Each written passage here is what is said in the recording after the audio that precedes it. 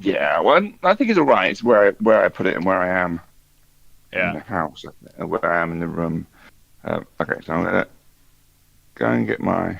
See, it might get brought to me. Go get my tea. So actually, I can't leave it there because I'm gonna have to mute a bit and things as well. Oh, I found the Hoover. The Hoover's under my desk. Yay!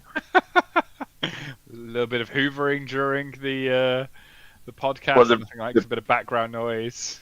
robot Hoover. I wonder where it had gone. It was hiding under my desk. Because he died. Oh, it's sort of like the little. Okay. Yeah, with a lot of kind of tiled floor, so it's quite good for like it's not Yeah, spotless, but it keeps the edge off. our house is But entirely not tiled floor, but wooden paneling stuff floor. Yeah, I know what I mean. Parquet laminate stuff. Yeah. Yeah. So we keep talking about wanting them, but we're pretty sure it would just terrify the cats. No, cats tend to use automatic hoovers as like vehicles. That's Oh, what yeah, the I've seen internet it, would tell yeah. us. Right, I need to check on the actual streamy side just to see if my voice is coming through now. So just to confirm, since we are live streaming, does that mean we will do a piece off stream just for the recording, or Yeah, we'll have to. why? What do you mean? I couldn't possibly say. Oh, For stuff that's embargoed? Yes, oh, see, but sorry. we're live Yeah, streaming. I said that currently, myself, and I forgot we're doing that. Yes, I forgot that. For We're stuff live I'm streaming just currently, so you know. Steam for I've just been out on my. Steam for it to being nice. Let's not muck it up. Yeah.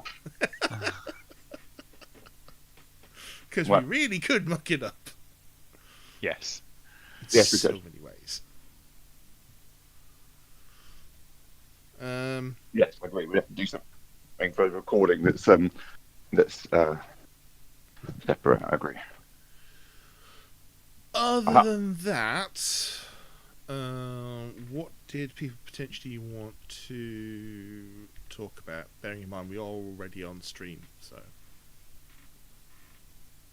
I'm so my experience of the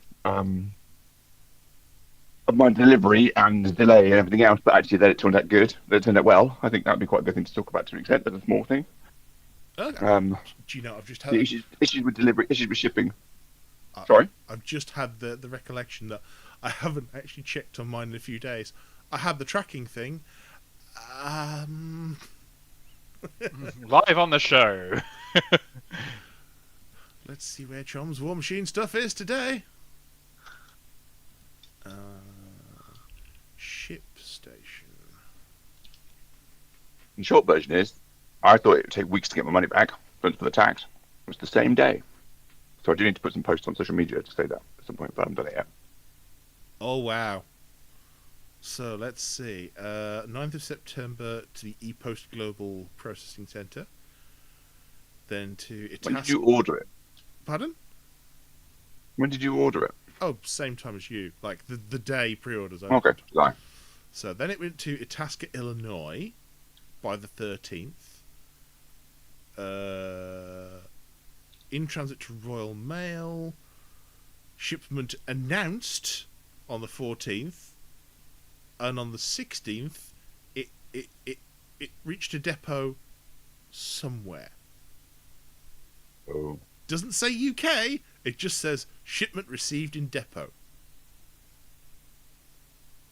Okay. So I'm going to presume that that'll get here some point, and I'll get my big pig, and my Great Bear chassis, and I will actually be able to play Signar again because I'll have the General. So you'll have Big Pig for 3 months of joy until it changes. 3 months. Do you think it's really going to last 3 months? January. Yeah. January. Well, Jamie said that on his last on the podcast with us, didn't he? That is true. They make changes in very Kind of, specific ways, and they don't want people who don't stay in the online community and whatnot to feel like things are changing too much and stuff like that. No. There's Guild Ball learning there, isn't there? Yeah, 100%. There's some 40k learning going on there. Uh, That's what I'll say at the moment. Is there some problems in the 40k? Oh man, like it's really catering at them. 10th edition sounded felt so nice right at the very beginning, and It it's gone did. so downhill so far. Um, So I would never predict it would go down so fast. I'm like, what? it's moving at 1,000,000,000 miles an hour though. Is a real problem. Like so 10th edition came out last year. The deck of cards that were the scenarios, like I've already got a replacement for that. I'm on my second set of Space Marine cards, my second set of Sororitas cards, my second set of Imperial Agents cards. So glad I didn't buy them. I'm so glad. Imperial Agents is now a totally different army to what it was originally, because they've folded Death Watch into it. Which I quite like that job. Yep. What other nonsense have they done? Oh my god! Pivot Gate. Points. Oh, I mean the points. Oh yeah, with the vehicle movement. Yeah. I liked what they did with the points. That's a separate thing.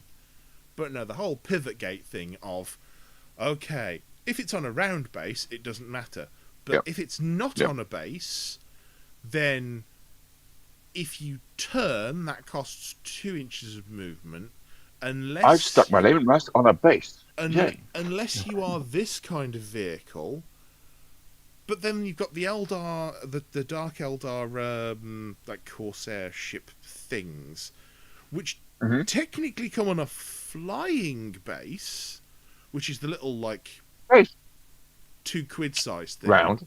Yeah, but the things are massive, so you could just spin around on the spot, and it doesn't cost you any movement, whereas everyone else it costs 2 inches. Then they fly. Then there's the whole thing about how do models fit between buildings. Like, can they turn sideways and shuffle? And the melee range, which was earlier on, went away a while ago. But the melee range that you can hit through a building, which changed a few times, wasn't it? It was like, what? I need this much range to what? Yeah. Or I can attack this far if I'm in the building, or not if I'm not in the building. It's like, I mean, that's partially because of the stupid, effectively bug someone found, that if you have a unit that parks itself. What is it? It's between half an inch and an inch from a wall. You could be charged from the outside, but there was no place to put the charging models on the inside, and they couldn't hit you through the wall. Yep. And that was just that was it. Just a what? Because of course you can charge things you can't see? Question mark. Yep. Well, we probably wouldn't, because there's too much war machine where you can't do that. But yeah, because rules overlapping in games is a real thing, isn't it? Yeah, it really is. Meanwhile, I've now been playing Age of Sigmar, where that is a whole different experience. I mean, Spearhead's a lot of fun, but the whole thing of like, oh yes, you have a 3-inch melee range on what? Everything. Oh, everything. I didn't know it was everything. Yes, even the tiniest little Skaven has a 3-inch melee range, but you've got to end within half an inch to get a charge off. Oh, so you can hit second rank and stuff. I see. Right. It's the 3-inch melee range effectively gets rid of the 40k rule of chaining melee attacks outwards. Yeah. You can hit what your guys in front can get within range of. If you're within an inch of them, you can hit what they're within an inch of. That kind of stuff. So they just simplified it to you got a 3-inch melee range. That's it. What was it? Oh, that's it as well. So 40k, you know that whole ridiculous thing about you get halfway through a squad which has got like 2 attached characters, and it's also got multiple models in it with different saves, different toughnesses, whatever. Yeah, you used the majority, didn't you, before? Yeah. Yeah. Age of Sigmar does the following. You roll your dice, and you take... And there's no attached characters, so there's that for a start. You take your wounds on your unit, and you don't have to roll individual saves, because all you do is you add damage to the unit. And once you've hit a number of wounds to kill something, you choose which one goes. Oh, that's fast. So there's none of this like, oh, this has taken 2 wounds, so that has to take the wounds in future, but that's the one with the invulnerable save. Whereas these guys That would explain. That would explain why Lookout Sir is having practically Age of Sigmar episodes, because they're quite enjoying those kind of functions. They have talked about some of it, but not in that much detail. If that save system doesn't make it to 40k, I'll be stunned. Because it stops this whole thing of I can roll 6 saves now. Oh, on the next one, because I've taken 2 damage, I can only roll 4 saves, and slowly going down to I need to roll 1 die at a time. Oh, that guy's dead now, so now I can go back to rolling 7. Mm. The amount of mental load from that, Especially with Death Watch. Yes, well, I mean they've changed entirely now as well. They have, but yeah, they are separate squads now, aren't they? But I suppose particularly where they used to be when they were very mixed. And the mixed squad still exists, doesn't it? But the majority of their stuff is separate squads. Yeah. I mean, I would look. I've got Codex Imperial Agents like 3 foot behind me, but that requires effort. I'm quite glad I've only bought 1 Codex for the 10th edition so far. And I will say, even though once you buy the Codex, you get the stuff in the 40k app unlocked, which is nice. The app is trash. It's pure trash. It's. I don't think it's bad, but it's bad compared to what we're now used to in War Machine. Yeah, but they've also had 3 goes at the 40k app now. Yeah, and it's still useless. Okay, it's got a good reference section. I will give it that. But the fact that you can't build your army and then say play a game, and it only show you the weapons you've chosen and the special rules for something that's relevant. Oh, or have the data sheets, you can scroll through them, would be great if you had like a live army. Even if you weren't marking damage in it, you just have the data sheets, would be lovely, wouldn't it? Also, updating the app would be really good, because the Space Marine Captain is now like 3 sets of updates behind live. What? The Space Marine Captain, because of how they want to keep the game, they decided to keep the data card version in the app, which means that he's still got the rule that's -1 cost on strats. Any strats. Okay, if you dig into the rules a little, that changes, but it's still -1 cost on strats, rather than the new rules that he's got now. And it's just like, what is this? Like this, come on, guys. If you're gonna do updates, do updates. Don't do this weird half-assed stance that's somewhere in the middle. It's embarrassing. Like, you are a proper big boy company. Sort yourselves out. How long before somebody comes out and says, we're a miniatures company, not a games company? Again, it's been a while. They don't get to claim that anymore because they're clearly going after the tournament crowd. Mm. Because they are going, oh, we're going to do live updates every so often, and we're going to rebalance the points 4 times a year, and we're going to release a fresh tournament pack every year, which, by the way, their scenario packs, really good. They took the gambits no one was using in the first one and changed them into something else, which, you know, for a quick boost of VP near the end, so maybe you can steal the game out from under someone if you're losing. Like, great. Nice change. But it's rough. Also, they have not learned from War Machine's wacky deployments. If you remember those. I do. Yeah. Like, 40k's deployments. So, I always presume, you know, war games should be played long edge to long edge on a table. Yeah? Seems reasonable. Or if you're playing Infinity, short edge to short edge, so you've got that kind of the range to go with all the weapons. Yes.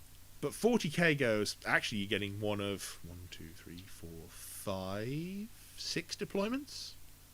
Oh, I didn't know it was that many. I have seen some, but I didn't realize there was 6. So there's long edge to long edge, short edge to short edge. Corner things. There's the 2 variations of corners. So you've either got whole of the short and half of the long, or whole of the long and half of the short. Okay. Then I think there's 2 variations of quarters. It's either 1 or 2 variations of quarters, with the circle in the middle of no deploy here. We heard you. So I'm like to getting play tempted with in playing board. it, but I haven't played. I still haven't played 10th. It's been over a year. I still haven't played 10th. I mean, 10th at its core, if you look at the rules, good game. I think it's being poorly managed, or at least it's trying to be all things to all people and not quite managing any of them. I mean, historically, it wasn't even trying to be tournamenty stuff, was it? It was just being. It's it's going very hardcore tournamenty. Like the tournament explanation document is. Oh boy, that is a whole other world. There was actually a rule at one point. I think it was the pivot gate stuff that wasn't in the main rules, wasn't in the errata, wasn't an FAQ.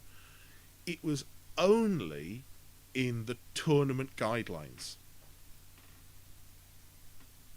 So you effectively had 40k on the tabletop and 40k at tournaments being played 2 totally separate and different ways.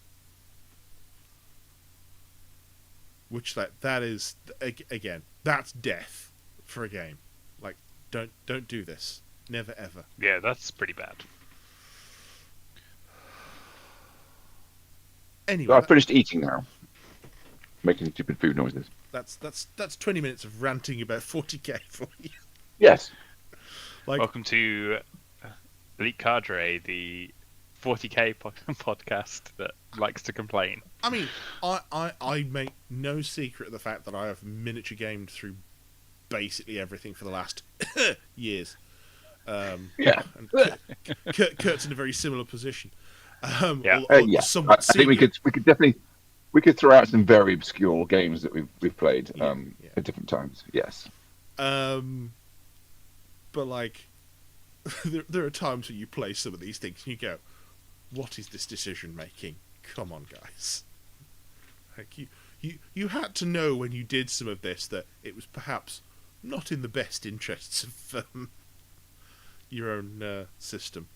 But hey, at least it's not X-Wing, which... Oh, I had a Facebook memory the other day of getting my X-Wing 2.0 boxes. I'd realised that was only 6 years ago. Oh. So See, I bailed. I didn't jump into that at all. in Like original X-Wing, I loved X-Wing for ages. Yeah. Although what I did do was Armada. I did do Armada. I mean, that got binned even harder. Yeah, it did. I did. But I enjoyed Armada. X-Wing went from possibly the biggest... I mean, even topping 40k sometimes. That was the weirdest part. Went from possibly the biggest like tabletop wargaming experience in the world to dead. I mean, it's being kept alive by its community. There is a project going on to rebuild 2.0 in much the same way that Star Wars, I want to say Destiny, still has Destiny. its scene and is getting new stuff. Never really clicked with that. I love Destiny. I played Destiny a lot, but once it was no longer officially supported, I dropped out. I didn't really connect with the community rebuilding, and I guess they've a lot of the players have moved on to the new Star Wars Unlimited card game. So very probably. I mean, you want to know the weirdest one that is carrying on in a sort of semi-zombie fashion? I'm going to say Netrunner. Yes. Oh wow! I'm very aware of that one. The fact that has effectively no technical publisher, there's no cards being quote printed, but it's getting new cards, and people are printing from what is effectively an official resource that's got the license in some weird way. I mean, I don't really understand. I can applaud them for actually doing it and trying to come out with effectively a new starter set that's print your own. That stuff is real interesting for if you want a community game that's just being, supported by not enough people forever. So I never got into it. I never. Like, I've seen it and I liked it, and Chris was really into it, obviously. So I've seen it, but I never really got into it. I like the look of it. oh, Netrunner is a game, absolutely brilliant tactical game. It made me feel like someone was trying to hammer out of the inside of my skull Wow. because there was so much thought involved. Yeah. Because obviously every game you were playing as the corporation on one side and the runners on the other, which is two totally different games. I mean, it's very asymmetric. That's half the point. But then if you're playing as the corp, I mean, I played as NBN and Wayland most of the time, which is I'm going to report on where you are and then blow your flat up. But then you had, was it Nick with Jinteki? Yeah, And the Jinteki. shell game? Like, I'm going to Yeah. put all these things out and you're free to check them whenever you like. Just go ahead. You don't even need to hack. You could walk in and just look at them. And you're there as the runner going, how much brain damage can I take before I lose the game? And then I played the runner equivalent, which was take brain damage to super hack. Oh, just, yeah, I mean, like, fantastic game. Great mechanics. It did some very interesting stuff in that, like, you've got limited actions per turn. You can't just amass stuff and bomb your opponent into the ground. You need to have a constant flow of the game, and if you're both Corp and Runner are on a ticking clock.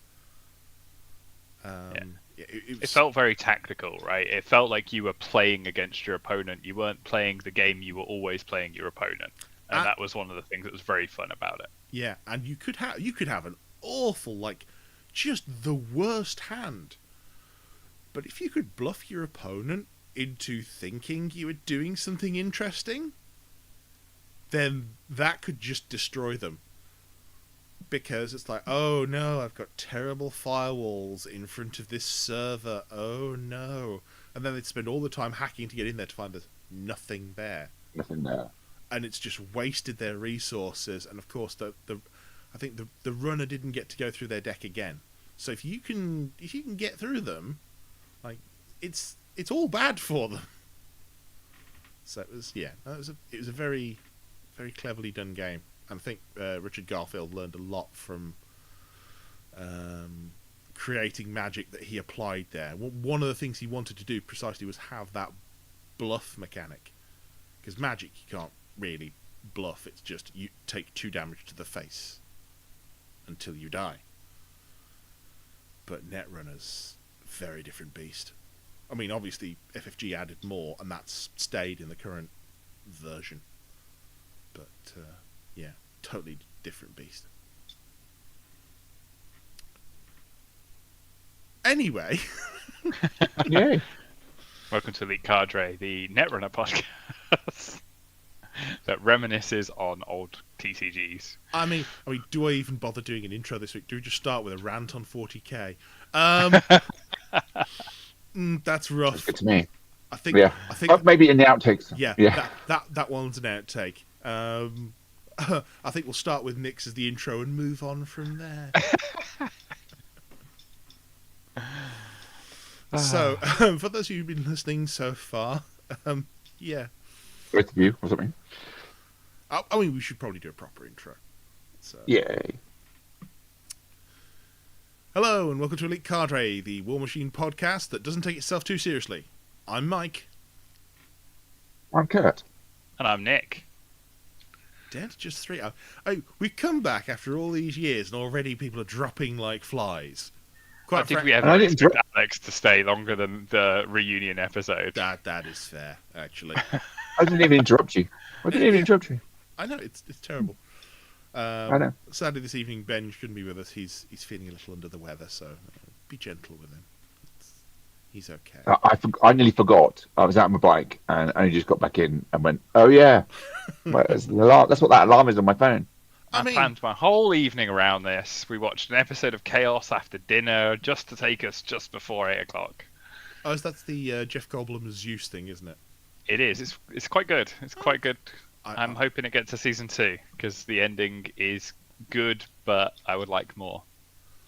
I've heard good things. I'm feeling that terror about a few series at the moment, so we'll see where that goes. I may pick that one up. Probably once Rings of Power's finished.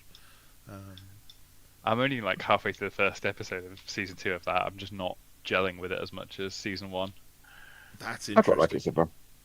Mm. Season 2 of Rings of Power, I'm like deeply invested in because like Sauron is just being just so deliciously slimy, and Yeah. it's really working for me.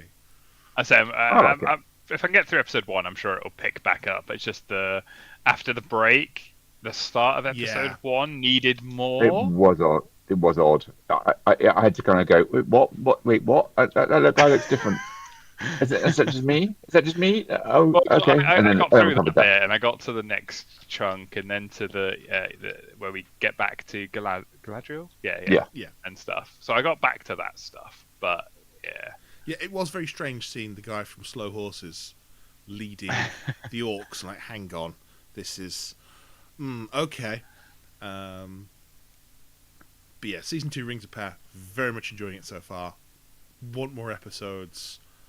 how long until Games Workshop do revive the Lord of the Rings, but with Rings of Power, or do they not have that license anymore? No, it's still going. Middle Earth. So hang on, the Middle Earth strategy battle game. Mhm. Yes, that's right. MESB. Is still going. It's still very much alive. It's had more stuff just recently, in fact, I think.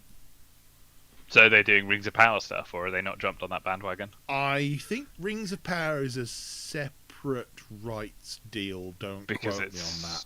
Amazon, and yeah. It's not part of it's not part of New Line, is it, and stuff. Yeah. Different. Yeah.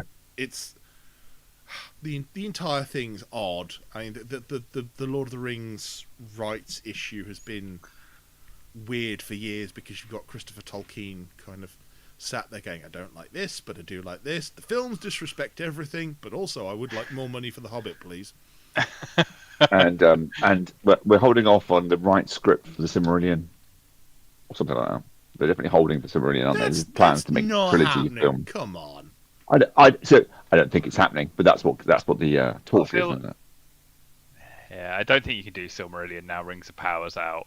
Well, This is the thing. Rings of Power deliberately has to step around the Silmarillion because they can't use does. any of the content from it. yeah, but you will only get the hardcore, like the old school fans tuning in for a Silmarillion film or series at this point. I feel like the majority of the mainstream fan base is kind Would of you- tapped We'll do out Hunt now. for Gollum instead. Let's do Hunt for Gollum instead. Yeah. Oh no. The Andy Serkis 2 film project of let's do more Gollum. Oh no. Right, it seems to be happening. Is it really? It does. That doesn't necessarily mean I approve. Oh, I know, true. Yes, indeed. But anyway, yeah. But yeah, Anyway, apparently we're a War Machine podcast. I mean, I went to a tournament just recently. Yeah, I bailed on that. I actually got my days confused. I probably could have made it, but I was very tired, so I'm glad I pulled out. But I really meant to go to that. I will try and go to this next one. Yeah, I didn't realize till I got there when he said, "Oh yeah, Kurt's cancelled." I was like, "Kurt? You mean Kurt? World's tallest wargamer?" Like, okay. What, you didn't believe I was going in the first place, or were you surprised I cancelled? I didn't see you on the list. I didn't realize you were going. I was. No, I signed up right at the beginning. Yeah, I did sign up. Yeah, and Dave's trying to keep me in touch and let me know when that happens, Yeah. because I would like. It's not an impossible distance. It is quite a long way for a day, but it's not impossible. So, for reference to anyone who listens, this is Dave Barton, who runs tournaments out of I think it's Battlefield Hobbies in Daventry. Yeah. Which, if you go on Google Maps to try to find it, has the worst street view imaginable, because the last photo that was taken of it is from before the shop existed, which is something Nice. of a problem. But They might want to update that. yeah, well, update Street View. How? We can update the like listing on Oh, Google and show yeah. pictures, right? Once you get to the street, you can find the shop pretty easily, but you just can't find it from Street View. That's it. So, yeah, it's a nice venue, very nice shop. And it's got those, the little mod cons, like, chilled drinks, always a bonus. You love to see it. Nice. And it's got a very nice play space. Like, you don't feel like you're walking into other people all the time. That's always a good start as well. And there is only one point that's a bit because it's based. When I was in there, I thought, this place looks a bit odd. I'm not sure what it is. I can't place it. Something's a bit weird about this venue. Okay. And then I realised what it was. It's an old Warhammer store. No. It's an old refrigerated unit that's been decommissioned. Oh, what? So it's a bit Okay. a bit weirdly echoey, or It's not Well, the echoey? walls are too thick. It's very insulated, Yes. Yeah. which means that when you go in, temperature is actually pretty good. But then over the day, during It grows. summer, that got a bit sweaty. I'm told in winter it's absolutely lovely. Like it keeps the heat in just Holds nice. its heat. Yeah. Yeah. But I will say they do have a solution. They do have, they've knocked some windows in the side of it. They've got some big fans that they can use to just take the edge off. And I've played in hotter wargaming venues. I'll put it that way. Overall, say very nice place. And had a lovely day out playing War Machine. Still managed to lose like 2/3 of my games, which that's a thing at the moment. But the one game I did win had the saddest moment I've ever seen. Just I was playing Baronova into. They were allowing the new version of Kane as a pre-release. Very nice. Playing into Kane, but the guy had I've forgotten her name. Siege's daughter, Sarah Brisbane. Yep. Had a heavy and a light on Sarah Brisbane. Okay. And I kind of just I measured it out and went, would you say that Brisbane's within 18 of Kruger there? Oh dear. Just the drop in the face was like, oh no. Dear. But I'm standing in a trench. Sprays ignore cover. Well, when he lands, it doesn't care anyway, does he? It was just like, yep, move him forward. I don't care about anything else that happens here. I'm just going to double spray Brisbane, and I don't care. And I'm going to roll 3 dice to hit and 3 dice to damage twice, and she'll explode, and both those jacks will go inert. And that's like 20 odd points worth of stuff that's just off the board before anything else has happened.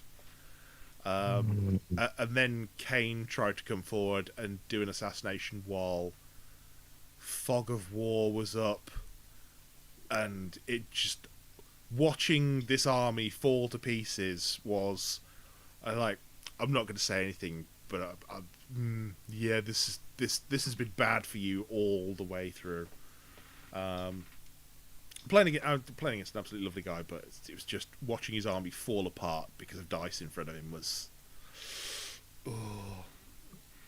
Didn't help that tried to shoot through on Baronova's feet turn, so Kane was at -4 range and -2 speed.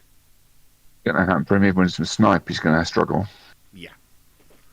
Well, he did put snipe on himself, but by the point you've gone, well, I'm gonna put snipe on Kane, and then I'm only mixed one distance now here. he's only got 4 shots left at that. Well, 4 focus left to do any boosting or re-rolling with, and that was it as well. The first shot that went through was the Witchmark and Heartseeker one. At which point I go, I shield guard. It's like, and that was the boosted shot. So the rest. New Kane doesn't feel like he has as much assassin potential as old Kane. I recently last week played into old Kane. Week before played into Kane 1, and was doing well again with Chimera into Signal. This is a casual game, but 100 point playing a scenario, and yeah, it was doing well. Couldn't shoot me, kept staying out of range or stealth, or made it hard to hit me, and took out Stormwall with a Wyvern, Oh, and only used 2 Fury on the Wyvern. Oh, that thing's got attacks for days, though. I over-egged the buffs, the debuff, buff, and debuff. I underestimated how ridiculous they can be. I could have saved I should have saved some Fury, because then the other Wyvern got slammed by Kane over the top of Shiris, and then she got shot to death. Yeah. So yeah, I didn't have to die, but it was a satisfying game. I enjoyed it. It was good. Rich Dean. It was really good fun. But he was frustrated the whole game, and I was. It was fun. Even though I lost, but it was fun. Yeah. I think that's a lot of War Machine at the moment for me. I'm losing tournament games, but they're close a lot of the time, and it's still. so obviously I'm not playing the game at the moment, but is that just the scene is what's left of the scene and what's being rebuilt? The scene is very competitive. Players are getting more games than you, because you guys obviously used to play and win your fair chunk of games. I don't think either of us have been that competitive, though. Neither of us have been that competitive. I've had my moments, but not really. At the moment, I've gone down from like 50-50 to winning about 1 in 3. It's building up ever so slowly, but. So I changed to Chimera from Brian Bloods, and that's put me. I think I've played 10 games of Chimera now, and I've won 1. So that's I think like I'm turning the corner. familiarity with the army, comfortable what decisions you can make and stuff like that. Everything. It's a glass cannon. It's a glass cannon Legion-esque army, and I've gone from trolls that don't die quite like they used to, but it's still a similar kind of concept of their high armor that you can put them in places. And they're a bit chunky. They're not as chunky as trolls used to be, but they still are a bit chunky compared to Chimera. And it's an army that you can't take a hit. So learning that and learning to stay out of ranges and dance around people, and it's fun. I'm learning it and I'm enjoying it. It was a little bit frustrating a couple of games in, but I have started to win some, and I think I feel like I'm turning the corner now. It's interesting. Yeah, see, for me, I think it's a case of. So I've playing on Longshanks now. You actually get stats on like what casters you're playing and how you're playing with them. I think I'm playing with perhaps a caster who doesn't fit my style, because you look at my Baronova stats. That's about 50-50-ish win-lose. Yeah. Then you get to the other caster, Sikora. I have a 17% win rate. Ooh. I mean, I absolutely love her, but she's just not very good. Is it that she's not very good, or just you're not very good with her? I don't know. I mean, she's there to. She's not She's there. She's not one of the best ones. She's not. You don't hear about her as one of the scary Kano casters, no. Yeah, I mean the two are Baronova and Savarin. Yeah. Like Savarin, just for reference, Nick, if you remember the two Irusks. Yes. Yeah. He's both. Yeah. Oh, interesting. Yeah, that sounds strong. So he's got battle plans. So one turns on Shield Guard for a model or unit. One, you pick an enemy unit in LOS, and then your stuff gets +2 to attack and damage rolls against them for a turn. Nice. And then you have Precision Strike, which is Tactician, within 10 inches of Savarin. His feat is gets 3 battle plans for that turn. So, you can pick multiples of those. You can pick each one, whatever. But also, where are we? Additionally, while in Savarin's control range, for any faction models, ignore cover and concealment when making ranged attacks, and their weapons gain Blessed and Magical this turn. Okay, seems strong. Oh, by the way, he also has the Rock Wall spell, He also has escort. He also has Tides of War. I mean, he's just a list of really, really useful toolbox things, just all the way through. And I think the fiction actually does say he was kind of a protege of Irusk before Irusk's untimely death. Because Irusk is very, very dead. Not in battle. He just got ill and died. Oh. Yeah. Yeah. It was like, oh, that's a thing. So Savarin is definitely up there. I mean, I was talking with Jamie about this while I was at War Manchester. I like Sikora, but she doesn't do anything. She's just a stat stick. She sits in the back to midfield. She uses desperate pace on 1 unit of Man of War a turn, which is her thing. And she's got no ranged weapons. And she casts Avenging Force, which is fine. It's a very powerful spell. Effectively vengeance for one of your warjacks. If a living model's destroyed your control area. Her feat's pretty good. Gives unyielding for a turn. But unfortunately, this is a game where ranged tends to annihilate things a lot of the time. So Yeah, that hasn't changed. the reroll attack rolls, that's a pretty good part of it. But I feel like she just needs a little bit of a tweak. There's something... I mean, I'd love for her to have like a throwing axe, like Vilkul, for a start, that does something. But yeah, that's the thing. But in answer to a question that was long time ago, I think there is an element of the environment is very, very competitive, because obviously with a smaller pool, things like Team England make up more of it, and they're getting a lot more games. Yeah. Than I am, and just the fact that there's still bits of the new units and interactions that I haven't seen, which again I suppose goes back to experience.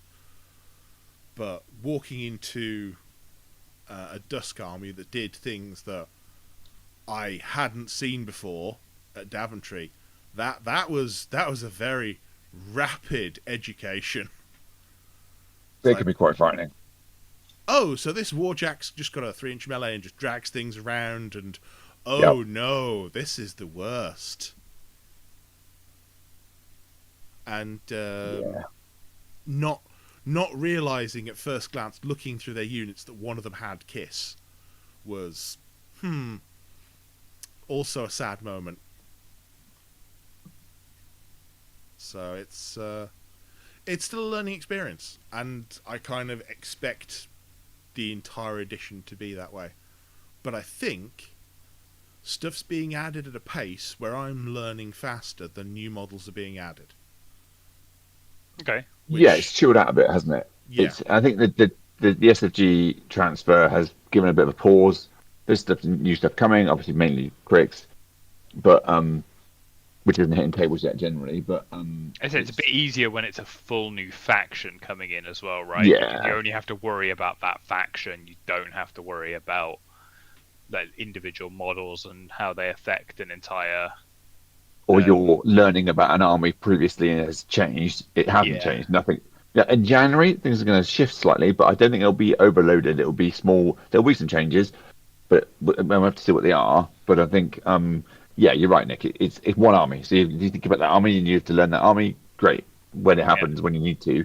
But it isn't as it used to be, which we all find. I mean, the days of when they used to trial the rules and test everything out, that was hard to keep up with. Ooh. What are the test rules? What's the real rules? What's currently live? What's not? That was a bit more tricky as well. CID. Yeah, that's what I meant. Yeah. For those who kind of possibly even don't remember at this point, I guess most people do, but was effectively trial running and community sourcing, testing and ideas and everything else for where the game was going. And it was both a really interesting idea and eventually a really dumb idea. Yeah, it Because, seemed really clever at the start. yeah, because it meant that like you had an input into what was going to happen to your faction. Like you could play with new rules and go, this feels a little undertuned, this feels a bit weird, this has Scornergy, what's going on? But I think by the end, it had just become a shouting match by people going, Yes. my faction needs buffs. Like, yes, they always do. Go on, please tell me more. Your faction is not going to be good at everything. That defies the point of the game. Your faction needs to have weaknesses, and they don't need to just be defined weaknesses. They need to be differing based on what you're doing with your army. Yeah. That's just the nature of the game. If everything is always super strong, then nothing is good because everything is the same. I think there's a time and energy element to it as well. If you've got the time and energy and passion to try and keep up with it, then you have an advantage. And I did at the time, but it waned. I couldn't keep up with it long term. I could for quite a while. Yeah. It splits playing your every player week. base as well, right? Because you've got the CID, people trying to play CID, but then if you've got, I don't know, if Lock and Load was coming up, people want to then focus on their actual rules for the game so that they can be ready, tournament ready. So you have people that then want to play that. So then your play group on like a Tuesday night or whatever is split up, where some people want to play CID, some people want to play tournament games. It might not be the right matchups of people that want to play. It just creates frustration between play groups. Yeah, and I think as well as that point, there was enough of a loss of player base that meant that the clubs were possibly suffering a little. Yeah, I can see that. Which was a shame. Because, I mean, they were doing some interesting things. They were trialling some interesting things. Not all of them necessarily worked, and thank God they didn't implement a few of them. But it also did still produce some weird and wacky outliers, like that stupid Retribution Trident nonsense. Don't know if you ever walked into that one, Kurt. I do recall what. Yeah, Yeah, just I walking. can't remember the details, but yes, Just like Well, it was the battle engine that kind of walked forward, and I think it had momentum or something, and was just Yes. knocking stuff down left, right, and centre, and Jack Bowling, and yeah, from a Just- different perspective, wasn't it? unpleasant to play against. I mean, it was right up there with the start of Mark III Flying Circus stuff. Yes. I'm again so glad they got rid of that one. So, I mean, looking at it, the Dawn Guard Trident still got a melee attack that's got smite, not crit smite, just smite. So yeah. Then again, I can't really talk because I have the Mastodon, and now have experienced the momentum guns, I don't think I can give that up. Haha. Like, what do you mean if I hit, it just gets knocked down? Yep, that's the long and the short of it. But it's Rat 4 in an army with Baronova, who gives an additional die to hit. I discard the lowest one, so it's effectively hitting 13s most of the time, and oh boy. Yeah, there's not an awful lot of immune to knockdown, immune to moving models in the game. Like Great Old One, good luck, but yeah, there is some, but it's not a lot. I mean, at that point, you need to find alternate solutions, and I find a POW 24 range 3 axe is usually a good solution to most things that the knockdown guns don't work on. Usually. I just want to charge it with the other Wyvern at that point. Hang on, you've rapidly switched factions here. You're saying, oh, I have a defense in trolls, and then all of a sudden, oh wait, up comes the Chimera again. Well, I thought the only thing that I was thinking the only thing that I know that I played that is natively immune to what you're describing was Great Old One, but Yeah. I'm playing Chimera at the moment, so yeah. I will. That one, yeah, that one's going to have a bad time. This one's charging you. Okay, good. Chimera has some real interesting shenanigans that I've walked into recently with there's effectively some fire spitting snakes. Yep. And then you have ways to make fire not expire, which is bad for casters. Oh, you see, you set it on fire and you can't. There's a solo that makes the fire worse as well as the wyvern, which obviously stops the fire going out and does some stuff too. So yeah, I haven't played with that yet. That seems to be because it seemed overpointed for what it does. The conjurer, the incarnate conjurer has got some rules around that too. We did count. I believe that's the one with 5 separate rules that affect fire damage. Yes, I believe it is. Looking at it right now. Yes, whip the We flames. heard you like rules, so we added some more rules. Oh yeah, I mean, Chimera is definitely forced that. Like, if you liked the old Legion nonsense slab of rules, where you just ignore half the game and do this other bit instead. Chimera, very much the faction for you. I'm enjoying it. I mean, they're in a very powerful spot. I did flirt with Legion, but not played them a lot, or very much at all, really. But I did flirt with Legion, but I'm enjoying Chimera. Yeah, I mean, I think just having the Wyvern with like the 4 base attacks. Oh, that's range 3 on the tail is so nice, and that's before you start buffing and debuffing. Yeah. And you've got things like Scything Touch in faction as well, haven't you? Not Scything Touch, but very close equivalents. So Carnival. You've got Curse of Shadows. Oh, it's Curse of Shadows. That's the one I'm thinking of. Yeah. But you've also got Dragon's Blood as armor on my own stuff. But you've got you can make it harder to hit my own stuff. You can Silence of Death. Friendly faction model unit gives +2 to its melee attack damage rolls. So you can stack +2, and of course you can enrage it with the solo, so it goes +4 on the beast, and I can take 2 off your armor. It's a 6-point swing without trying any harder than that. It's a lot. It's filth, is what it is.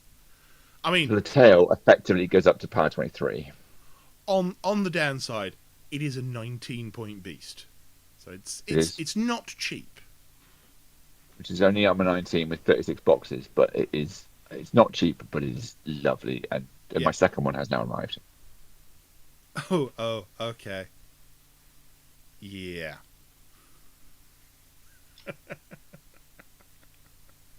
I had a nice pretty card proxy that I was running before that, but that's now going to go to another good home. Oh dear. Terrible. Yeah. What I do struggle with Chimera is making a 30-point list. I really struggle with how to build a 30-point list when you've got 19 in your. Do You can't- Warcasters still have point allowance? Nope. No. No. Gone away. Jack and Beast points have gone, baby. Ah, okay. I So find it 19 difficult. points into that is. No, you can't put that in. You can't put that into a You 30-point can. list. But You just. you can. You shouldn't, but you can. It's ill-advised. Yeah. So I'm like, I do struggle. we We had some- talked about.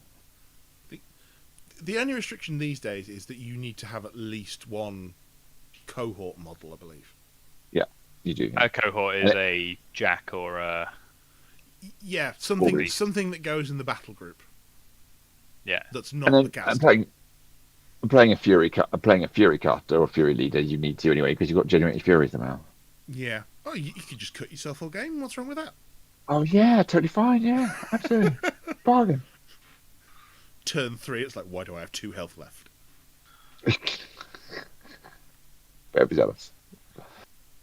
So Quite 30 gamble. points, is that close to fun, quick, and dirty levels, or is that actually above that? Ooh. What could you do with 30 points?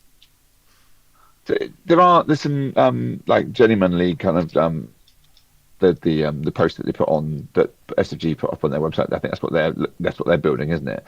And there's been scenarios they've released around that too, and that's what we were looking at playing in the club that I go to. But I've really struggled with building a 30-point list that I feel comfortable with that I want to take. I'm still toying with it. I'm looking at it right now and just going, I don't know.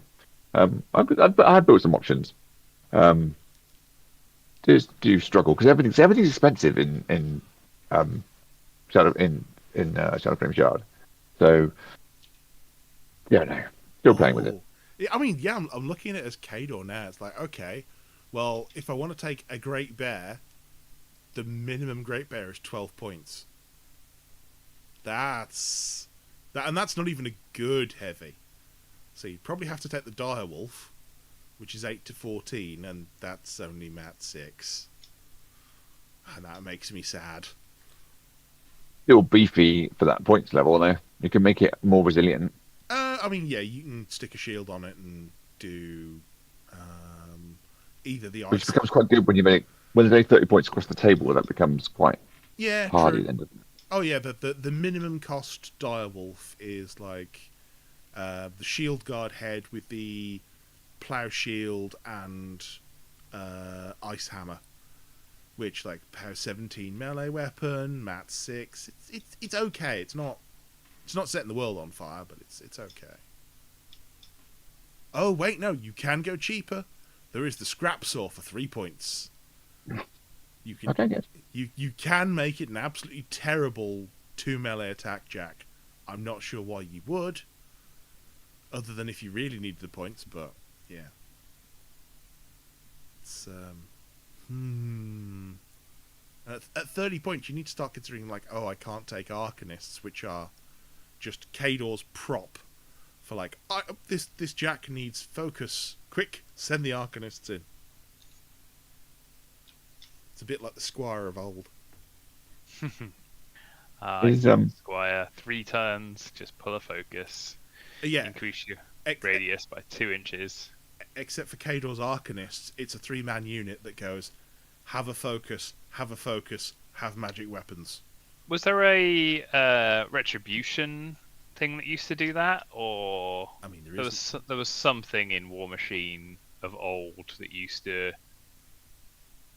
be able to give focus. There's a Dusk version now, I believe. I feel like there was a Retribution of Syra model that could do it. Unless it was a Signar model and I'm just completely misremembering, but I don't think it's Signar. I mean, it's entirely possible at this point.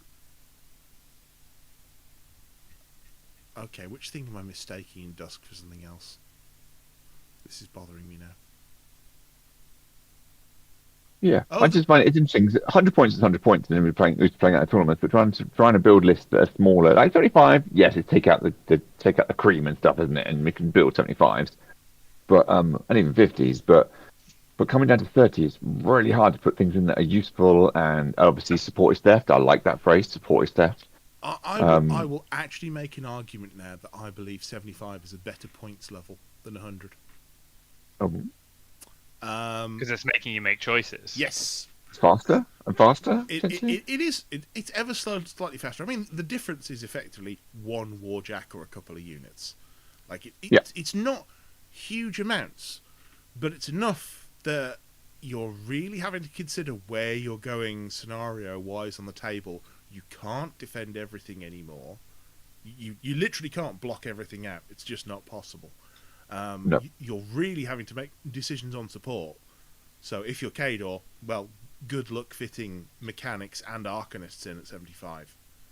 You can do it, but at 6 points at the minimum, that's like 10% of your list, and you're like, maybe we don't. Maybe we just hope the jacks don't explode. And that's quite sensible. Yeah. I mean, when you're talking about the 30 points, it just feels like the old Fun Quick Dirty, which was what, 15 point. It is a bit like that, but it's not just a battle group. So it is trying to build because you're still trying to play scenarios. Was it only you battle still want group? solos and units. FQD was not just the battle group. No, I don't think it Okay. was. I think you could have other bits in it. Just it got very battle group focused. I mean, I know my original list was like I had Doom Reavers and a Mortar, and it is a very weird little list for at least one of them. But yeah, they were just. I think it was 25 points, the original one, but you had the Warjack points baked in as well. Yeah.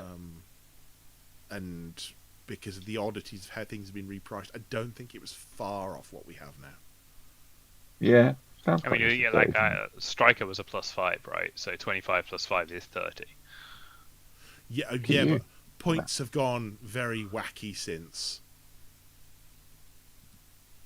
So it's because since Mark II, back in the day, I mean points more than doubled going into Mark III, I think, because they wanted more flexibility in the points levels. Then for Mark IV, we've seen another slight tailoring because, of course, you've lost Warjack points and Yeah.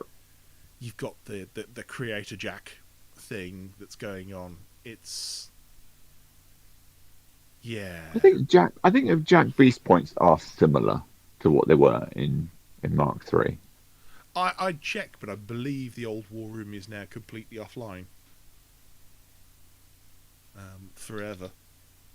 My belief is that it's similar. Like Morley used to be 16, but then I have 4 editions in my head. So obviously I know that Mark 1 was very different. So Mark 1 Unit of Champions was 106. I still have that in my head, but that's not relevant.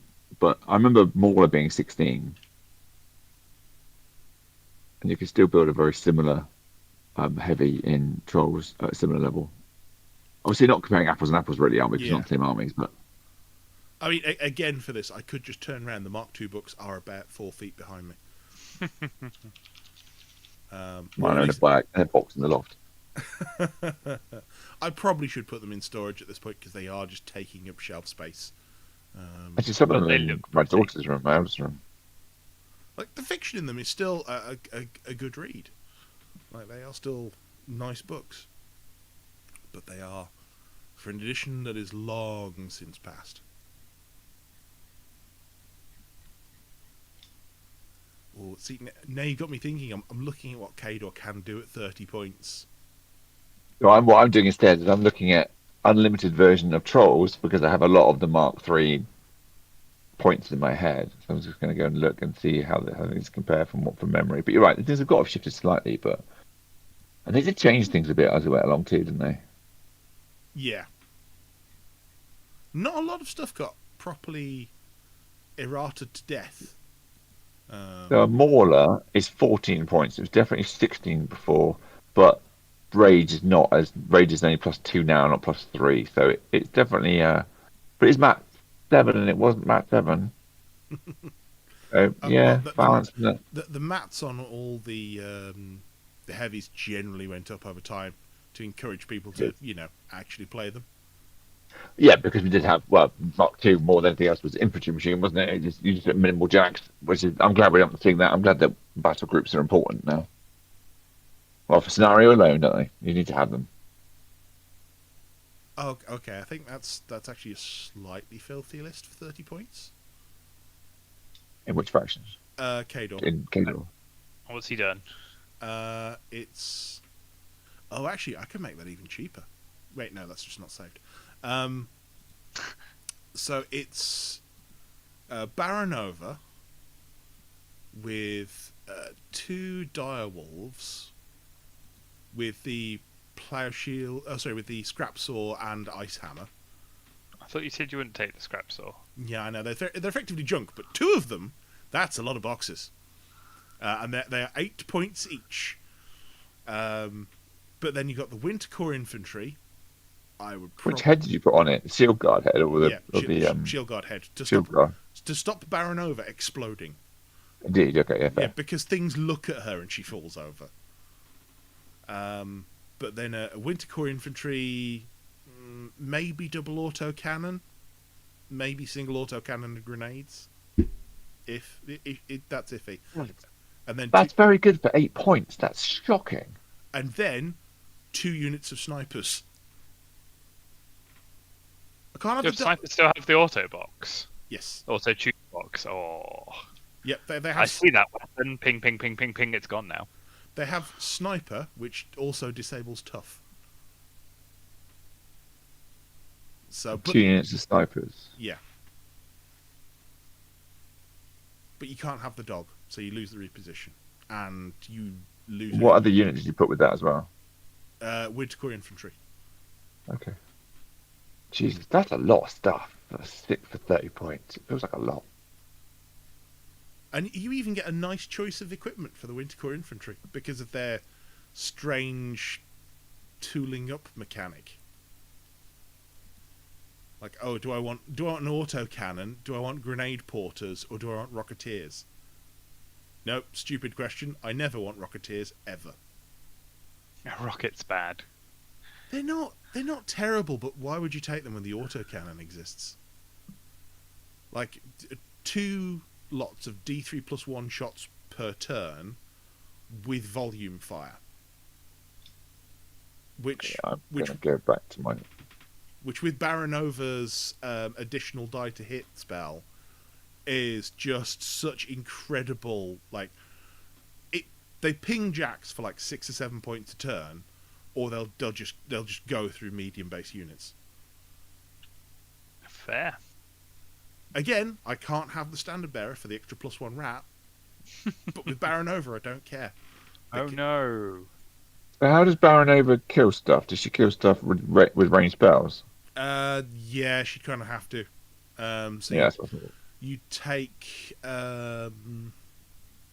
Slows down the enemy. Her feet's just a slowing down kind of you'd probably stalling kind of take feat, isn't Razor it? Wind and Tempest. To slow down even more.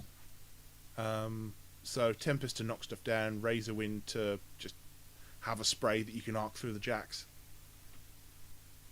Because again, Nick might not know this. Her field marshal is Arknode. Ha. Okay. Yeah, no, that's good. Cadre, you never used to have an arc node unless you were playing a witch. Yep. Oh no, they did gain them right at the end. Found that text, did they? Strangely, I think Zakova could attach. That was it. Zakova had a spell that she could use it to put them on vanguards. So that was a weird theme force that came out right at the end, where she found this like storehouse of vanguards, and all of a sudden Cadre had light jacks. Like, okay, but it's still Zakova, and she's still bad. Well, now Mark IV is Still here. ice cream though. Yeah. She's dead. If Zakova's not dead, she's on the run. Because the Grey Lords, yeah. The Empress was somewhat unimpressed with how many of the Grey Lords happened to be on the payroll of the Infernals. So it turned out that, once that little fight with the Infernals was over, they were somewhat persona non grata. Baranova survived by going, yep, yeah, I'll be part of the Winter Command, that's fine, yep. You want Grey Lords killing? Yeah, sure. I'll kill dozens of them for you, it's fine. It's, yeah, the whole thing with Cadre effectively sort of trying to have a revolution and then it being so very brutally put down is kind of a thing. It's why they have all the new military equipment. Because the Empress just went, no. You want to bring juggernauts and destroyers against me? That's nice. Here are the direwolves and here are the great bears. Enjoy. I've been keeping these a secret. Oh, you have the Winter Guard. Well, I have the Winter Corps. They're the Winter Guard, but better. Oh, you have Cossacks. No one cares. Indeed.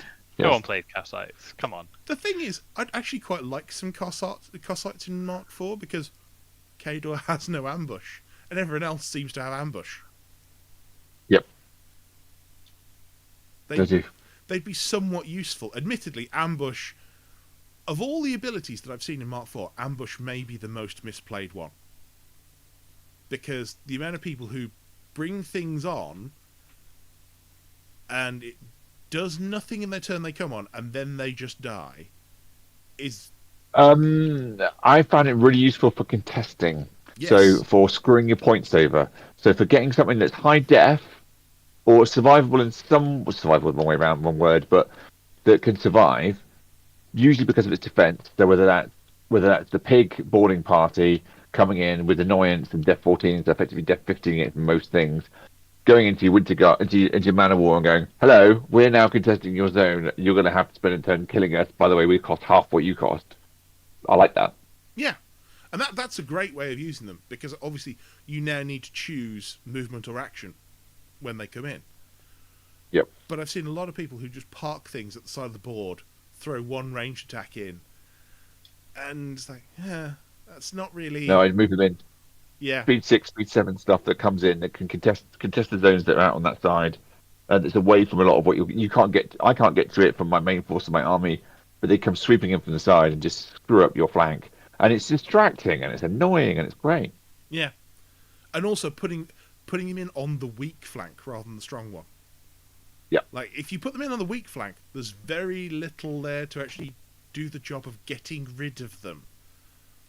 It depends what it is. So I've put them in. I put one unit before. I put one unit of boarding party into Man of War before. A variety of different Man of War units, and it's. I know they can still move away and shoot and those kind of things, but Def 14 is still quite tricky to hit. Yeah. And they can be there's 6 of them or 7 of them. They can be annoying to take out. It's they're going in against way above their points cost. It slows down, even if it's your good flank. It can be it can slow down your good flank, which can be really wasteful. And you've got 2 turns of not scoring. It can be really good for that. No, Def 14 is definitely just over the hump into, I need to invest to kill this. And I'm still not sure. And Chimera has the quick fang stalkers or quick fang wind strikers. Yeah. Both of those Def 14 stealth as well. So, it's one step up. They are expensive, but they could do a similar sort of job. Chimera has a lot of tools. It does. And running into them is like, oh no, I don't like this anymore. Please take it away. None of it's cheap, and you can see why it's not cheap though. So that's why 30 is hard, because I put 2 beasts in at 8 points, 2 Vipex that are really cheap Vipex in a similar way to your wolves, and gone, okay, 16 points. Same with you. Okay, you got 3 units in. One's quite large and 2 smaller units. Yeah, my cheapest unit is a support unit at 5 points, and then I've got 6 points wooden strikers, and everything else is 7 points at least. Yeah. It's hard to fit. If I put two beasts in, which is quite nice, they're not particularly strong output beasts, but they're nor yours. I'd struggle to crack your armor though. I think this is where I'm struggling with this. But Yeah. I did wonder about putting one bigger war beast in instead. But I'm still gonna play with this. Yeah, I think the thing with, certainly comparing Chimera and Channel Flame Shard, your stuff is generally more expensive, but very consistent in price. It's all that sort of, 7, 8, 9 point area. Whereas Cadre's like, oh, you want a 4-point unit? Here's your 4-point unit. Oh, you want one that's 6, 7, 10, 11? Sure, we got the range. Which is a bit more like Trolls in some ways. I felt more flexibility there, but it's you got more flexibility. There's flexibility in the beast, but then there isn't every army, isn't there? You can build a good range of points costs for. Although that said, I do want a written explanation as to why Man of War Wrecking Crew are 10 points. I want someone to justify that, because I have yet to see why Man of War Wrecking Crew are 10 points. If they get to the enemy, they can do stuff. I was going to say exactly that, yeah. Because they are Spud 4, and for a melee-only unit with a 1-inch melee, Yeah, I've been on the wrong end of them when I actually get in there, but they've got to get there, haven't they? Yeah. Don't get me wrong, bulldoze, repairable, steady, sturdy, vengeance, like all good stuff. Crit shred, crit smite, on two Yep. different weapons, so you have to spend time every turn going, hang on, do I want to smash you away first or get an extra attack? I'm not sure. Tick, tick, tick, tick, tick, tick. Yeah. And they're not a bad unit, and they're 10 boxes each. Yeah. But they need. I'll be honest. If I was going to do anything to them, one more range maybe. Like just get those melee weapons in a little bit sooner, and even then, I'm not sure it fixes them. But Some of it's that the other Men of War are so much better, are so good. oh yeah, I think no, it's not that they're awful. It's that their mates are better. suppressors are more expensive, but just good. They're against everything. Yeah, like well, they're only Rat 5 with volume fire. Because they're mini pigs, aren't they? That's what they are. Yeah, In some respects. yeah. Again, with bulldoze, repairable, steady, sturdy, 10 boxes, armor 19. They can do melee and ranged in the same turn. Their guns have got Yep. pistol on them. Yep. I felt that. Yep. It was the I've first been time. on into that. It was the first time I charged them into something, and someone went, "Oh well, they're clearly not pistols, so this should be fine." Like, no, they are pistols. I'm afraid. There's a symbol here. Yes, I can shoot you all day. I'm What? gonna stand next to you, stick a chain gun down your face, and just Yeah. fire. It's kind of brutal, but you do also have to go in with the power 10 melee bonk. It's just like, I get what they're doing. The melee attack at power 10 is fine, but just like, oh, it's embarrassing. And They're still very good. at least they're not the shock trooper gunners, who it took a while to realise they don't have a melee weapon. At all. Oh, does that mean they can't charge at all? Nope, no charging. Okay. They just have the heavy scattergun with pistol, and that's it. Which led to a really weird rules interaction vis-a-vis like who was engaged or engaging with who, with another movement ability, I think, and we just kind of stood there for ages, and then someone went, "Hang on, they don't have a melee weapon. It's fine." Oh, that's bad. So, yeah. Oh, because pistol doesn't make it a melee weapon. It just means you can shoot into melee without penalty when you're engaged. Yeah. I see. Yeah. It's not quite the same thing. You're thinking of the old gunfighter rules, I am. Yeah. which I are, am. which are have now been split in like 3 different directions. Yeah. Because the current gunfighter rule can shoot out of melee. So Black Penny is shoot into melee from outside of it entirely, which is always what it was. Yes, gunfighter means you can shoot out and the target while in melee. You can shoot at another target that's you're not in melee with, and then pistol is you could shoot into the melee that you're engaged with without penalty. Yeah, I think that's right. it's a whole thing. Yeah, and lots of things have pistol now though, which I quite like. Lots of beasts and jacks have pistol, which I quite like. Yeah, yeah. Whereas things like the Bison just has gunfighter rather than pistol, so you can charge in and slam things down with momentum, and then, oh well, I've missed. Well, I can still fire out anyway. Yeah. It's Because you're knocked down, so I can shoot your defense 9 now. Yes. It's 5 plus the melee. Oh, yeah. yeah, been doing a lot of. Oh yes, that was it. I was going to say, I've been doing a lot of firing at knockdown things recently, and remembering, yeah, one of the last ones was Kane, who was slammed into a wall, and then just the entire of a Mastodon going, Sad Kane. That's a very sad Kane. shoot him.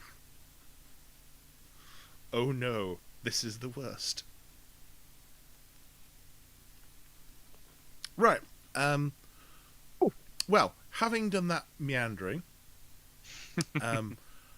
I think there will be a short break here, where we will insert a segment to record later. Dun, dun, Ooh. dun. And then we can go back and discuss maybe the P3 Paints Kickstarter. Yeah. Yeah. Very good. Cool. Right, well, welcome back. And we'd take a little look at the P3 Paints Kickstarter, because that's at the point of recording. Only got a couple of days left on it. It's been interesting to look at. So for those, to fill in people, Priority had a paint range for ages. That was the Priority Press Paints, or P3. And it was well loved by many gamer, but kind of half disappeared over the last several years as paints weren't reordered. Still kind of stock around, but yes. You had to hunt. There was sometimes little bursts of paint would turn up somewhere, like, ooh, I'll have one of those. But now, Steamforged have gone back to the original supplier. They've worked with them. They've redone some of the paints to use more modern technology. So, for instance, the metallics are now using... Now, let me get this right. They're using mica flake rather than aluminium, or is it the other way around? I think that's what they said. Yes, Yeah. that's. I think Matt Hart was on a podcast talking about it, wasn't he? And Yeah. he did. Yes, I think he said that. Yes. Either way, it's a much finer grind, so you'll find that metallic should look more metallic and less speckly, as it were. They've committed to releasing through Kickstarter 99 base colours, and then a set of 10 irregular colours that won't be going to retail apparently, but will be SFG exclusives, because they apparently they have something odd about them that's not quite as saleable as the rest of the range. I don't know. Okay. I've seen. I missed that actually. I hadn't noticed that. I've not seen good much sign. information about why the irregular ones are irregular. All I know is that they won't be turning up at standard retail. So the ones that applies to, mixing medium, can totally see why that isn't, because most people never even used the original mixing medium. I loved it. I loved it so much. It was really good. You could turn anything into a wash if you wanted to. Brilliant. Really easily. Yeah. Caspian Blue, which I don't know why that's a ton different to Exile Blue, but it is a different colour. Tenderfoot Flesh, which is a sort of peachy colour. Carnal Pink, which is sort of pastel pink. Retribution White, which if I had to say it was a colour, is chewing gum. That's the only thing I can think of when I see it. And then you have a set of metallics. So Copper Penny, which is, well, it's a very bright copper. Radiant Platinum, Galvanized Steel, Spectral Steel, and Illuminated Gold, all at that kind of... looks to be silver gold borderline, with maybe Galvanized Steel being a bit darker. They're interesting. I mean, the standard range does include stuff that's close to Copper Penny, but not quite, with Bronze Badge and Molten Bronze. And there's Exile Blue, obviously, for Caspian Blue, but a lot of these don't have equivalents. It's been interesting to see that some of the colours have been renamed. Yes, I saw that.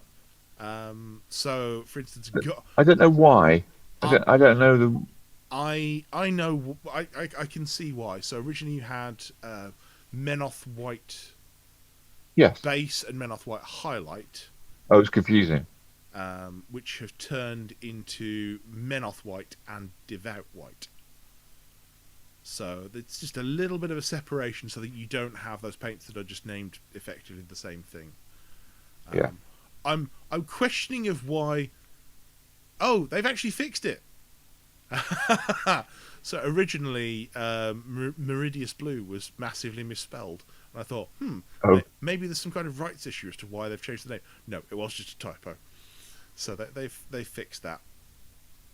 But I think all the favourite colours are kind of there or thereabouts. I'm certainly happy to see Beaten Purple, Murderous Magenta, and Coal Black kind of make appearances.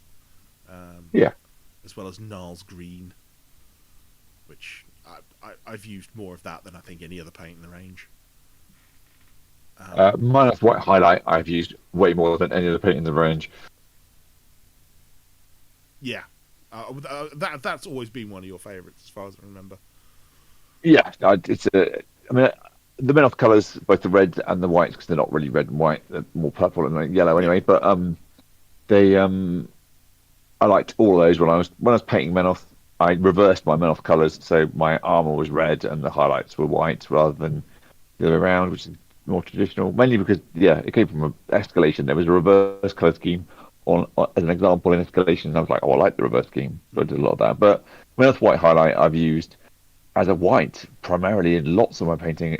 My Dark Angels are painted with it quite heavily as the white armour for Dark Angels for Deathwing type style, for example. But yeah, I really like it. I've always liked the paint. I've liked the paint a lot for Yeah. years, and the fact it's gone dropper bottles is amazing. I Well, love it. That is the big thing. So it's not just dropper bottles; it's dropper bottles with agitators. Or oh yeah, with agitators and the option of pots if you want them. You could pay a whole $1 to have the old style pot. Well, I'm not convinced entirely from the pictures that those are entirely the old style pots. I think I'm not either. No. I think they're very slightly different. I don't think it's going to make too much of a difference either way. But I'm not touching them with a barge pole because, as people know, I'm a fan of dropper bottles. I've been moving my P3 stuff into dropper bottles as it's gone. So I'm very happy to see they're going through with this. I should say actually for just I'm trying to think of the word, but just for clarity's sake anyway, I have gone in for the full range of P3 paints. Oh, cool. Yeah, because I don't have full ranges of anything, and I always find that I come to a certain point like, oh, I'll just use some Iosan green. Oh, I don't have any of that. So I backed the original Two Thin Coats range. So I went complete on the original first wave Two Thin Coats. I then won a second box of the original complete range of Two Thin Coats, which is lovely because it means I no longer have to be careful with what I use because I've got seconds of everything. yeah, Which I really like. I use a variety of stuff because I think when you get into painting, it's very easy to go, oh, I like this from that team, and yeah, Army Painted Black I love Army Painted Black. It's just fantastic as a black. I don't think you can get like the ultimate black paint from somewhere, but as it goes, I think Army Painted Black is hard to beat in my opinion, from my experience. But probably the only armor painted. Well, it's not the only armor painted paint I've got, but I've not got very many. But I've got a lot of GW and a lot of contrast. Just while we're talking army painted paints, I have found for anyone who needs it the perfect speed paint for things like so when you have grills on the furnaces and the eyes of warjacks where you meant to see like the heartfire stuff. Hello. Yeah. There's a colour called, I think it's Zealot Yellow, which, the centre of it is yellow, but it goes orange at the edges. Absolutely nice. Perfect for that kind of stuff. If you want to do like fire, obviously if you Signar and have that kind of stuff, you want to do the electric version. GW's Ethematic Blue, far better for that. Yeah, it's very good. But Zealot Yellow from Army Painter is a really nice speed paint. Just paint the eyes white, dab on some of the speed paint, perfect. Just don't need to mess with it. Saying Ethematic Blue has just set my brain on a spiral of all those bluey, greeny, aqua, turquoisey contrast paints. Some of which are called blue, some of which are called green, and some of which look like the opposite one. The Ethematic Blue looks like a green, and some of the greens look like blues because they're all in that turquoise aquamarine range of in betweens. But you kind of go, why didn't you call that a blue? Why did you call that a green? Anyway, yes. Yeah, I think... And I'm colourblind, by the way, just to add to that. Just not completely, even obviously. Worse. But but I don't trust myself, because I definitely I learn how I about colour more than I just look at it and see it. Yeah. So Yeah, no, I'm impressed with it. I like it. I have backed it. I've not gone all in, but I have backed it. I'm definitely keen to see what comes out of it. I'm keen to see how the new paints look and work. I don't need another full range of paints because, as I've already said, I've got a couple, and I do like the two thin coats. I know we're not talking about that now, but I do like the two thin coats range. It's a really nice set of paints. And I would like to see more of it because none of it's. I didn't back second wave, and that's not come to retail yet. I don't think soon. No, I think it's due. Um, but I'm intrigued still, so I will probably get either the initial starter set or maybe the half size and see how I feel. yeah. Well, I think for P3 they've got a decent set of buy-ins. So you've got the starter pledge, which is $40 for I think it's 10. Is it 10? Yes, 10 it is 10. paints. Yeah, 10. I'm just looking at it now. Yeah, Then you got 175 for a kind of a mid-range set. it's half. It's 50, I think. Yeah. Yeah, and then you got $290 for the everything except the irregulars pledge. Because How do you get the irregulars? yeah, Is that an add-on? yeah, that's a $40 Steam Forged exclusive add-on. Oh, $40 for just those. Okay. Oh, that's it. One of them, it's an irregular because it's pearlescent. So, which could be interesting. But yeah, I think having watched, because one of the first people they gave them to was Ninjon. For people who don't know Yeah, him, he's a YouTuber painter. Goes through a lot of technique stuff, does a lot of reviews. Gives a lot of tips and tricks as to like essential equipment as well.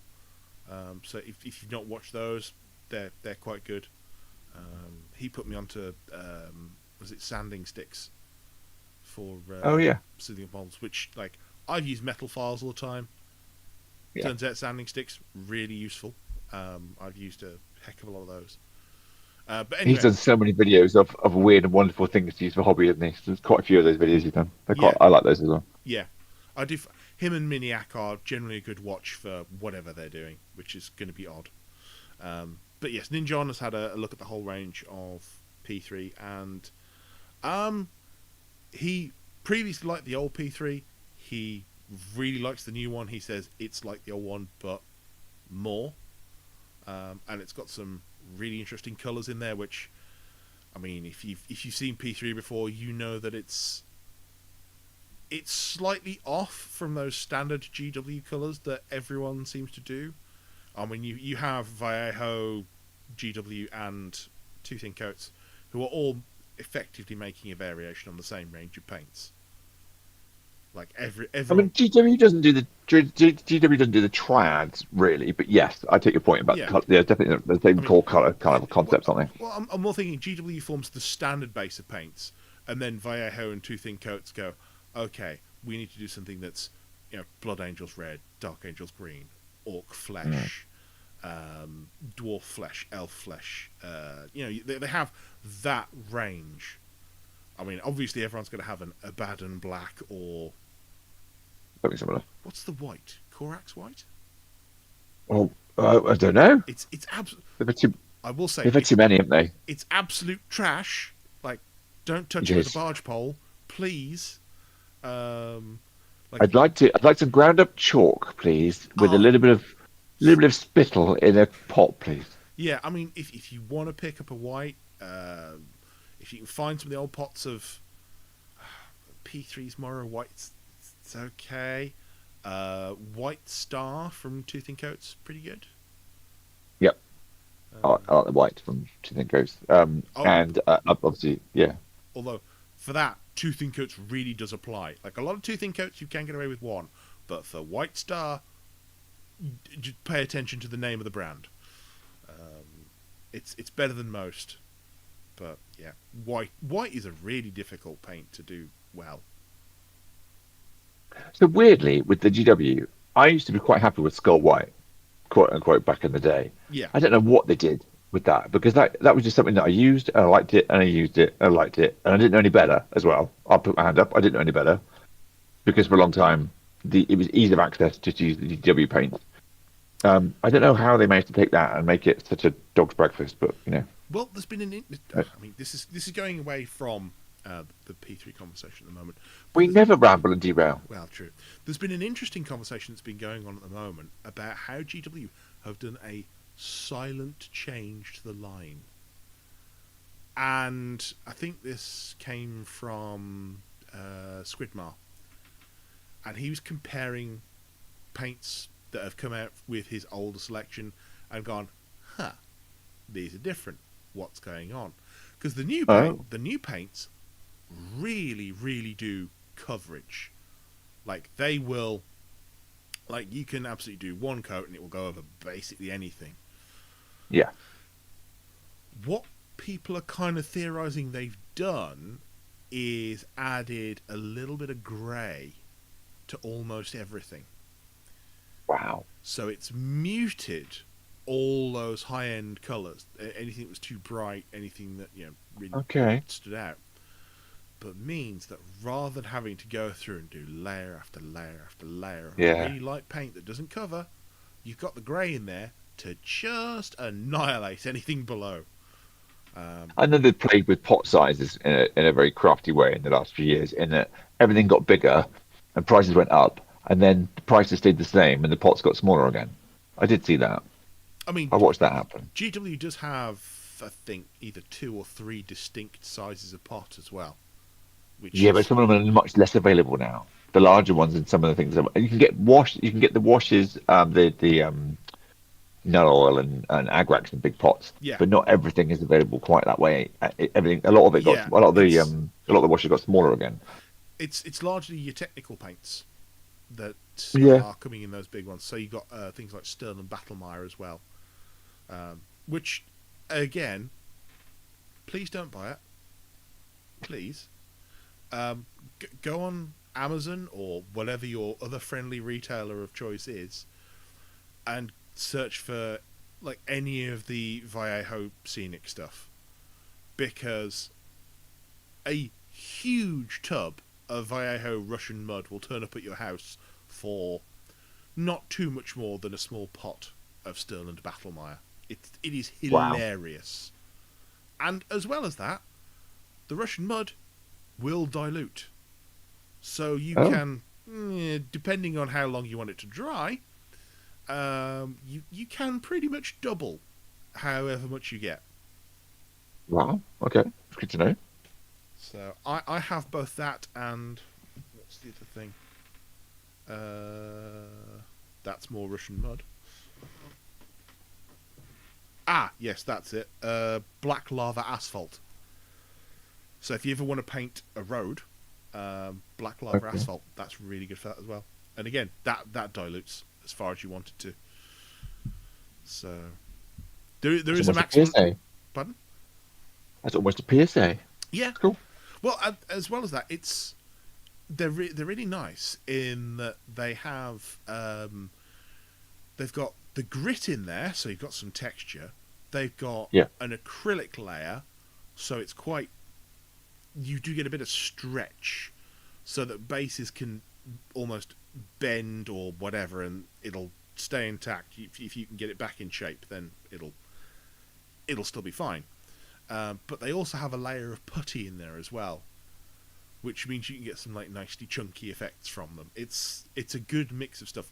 Vallejo, they know what they're doing. They've been doing scenic stuff for decades, for tank stuff, and just dioramas and what have you. So yeah, Diorama FX, it's great. Other brands are available. Indeed. Yes, I think that's the thing to remember. It's to experiment and look around and see what else is out there. And as we said back at the start of this, some of us have been around quite a little while and experimented with lots of different things, from getting hacked off with GW at different times in the past. And I think that's what's made me experiment, is where I've been disappointed with the change, or I don't know, sometimes it's buying a different game and then thinking, oh, what else is out there? What else can I use? This was before Armor Painter was huge, and before I'd even heard of Vallejo, and long before P3. Oh yeah, I mean, I will say as well, every range has its bad points and its good points. I mean, very true. I have specifically 2 very badly manufactured pots of Vallejo green, they were bought because I was looking for an alternative to Niles green as a very dark green. But I don't know what happened with this batch, and I've only ever seen it once or twice. Vallejo produced, instead of a dark, very covering green, this weird, very highly gloss, transparent green. Which is perfect if you want to do things like wine bottles. Oh wow. Okay. And I keep it specifically for that. Like it's clearly not the paint that's intended. You can sit there and like shake the stuff for ages and it will never fix itself. But yeah, absolutely perfect if you want to. I've only used it on a couple of models, thinking things like Wrong Eye. Oh yeah, he's got His that one bottle bottle in hand, and just paint it on that, and it works as a very highly gloss. But like, it's such a weird specific paint as well. Actually, new Brine Bloods have got a lot of bottles on their waist and accoutrement. Lots of them. I've done a variety of colours and different glosses and things. I usually paint it in a colour and then gloss varnish it afterwards when everything else is done. Yeah, but to give it that similar effect. But that's good to know. There's a reason why I always have a pot of hard coat somewhere. Once I discovered that, it's like, oh, this is a cheat for making stuff look good. Okay. I have in the same vein as you were saying earlier on, I have a large bottle. Is it a litre? It's probably most of a litre. Probably not quite, maybe half a litre of wood gloss varnish that is in the bottom drawer of my desk. That comes out for doing that kind of thing, because my last bottle of hard coat was a hex pot that was screwed up, which of course welded itself shut at some point. And but this stuff just lasts forever because I just have a tiny. You shake it, and the stuff that gets shaken into the lid is enough usually for whatever I want to do with it. And I still it up again, and it's because it's a flexible lid, and a flexible bottle means you can usually break the seal. I've so far been able to break the seal for years. You can get much cheaper solutions for some of those sort of things than spending I don't know how many pounds it is to buy a very tiny pot. But then they tend to go off and harden, so buying too much at once probably is ill-advised. But this bottle I've got has been going for years and years for doing exactly that. The little bits of gloss, the little bits of wet look on my Brine Bloods, on tentacles. All the tentacles are painted with it after purple and highlights and everything else, and then glossed over the top.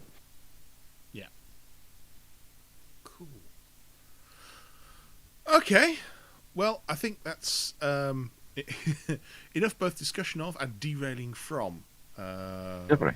The paints and the P3 Kickstarter. The P3 Kickstarter.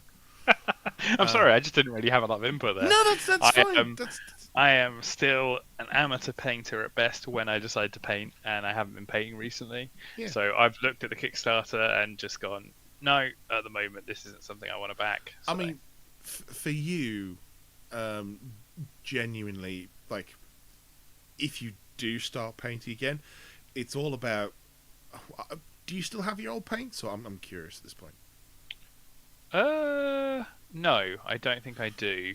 If I do, they're in the attic somewhere in one of those old Games Workshop plastic cases that had all the paints. So they're probably very gone off. But I did buy when I bought the Star Wars Shatterpoint set. I bought a Army Painter starter set, so I've got some new paints. Yeah. Oh, cool. It's always an interesting question whenever anyone's getting into painting. It's like, what colours do you start with? I just picked up the Army Painter base because I figured that's a good starting point. Yeah.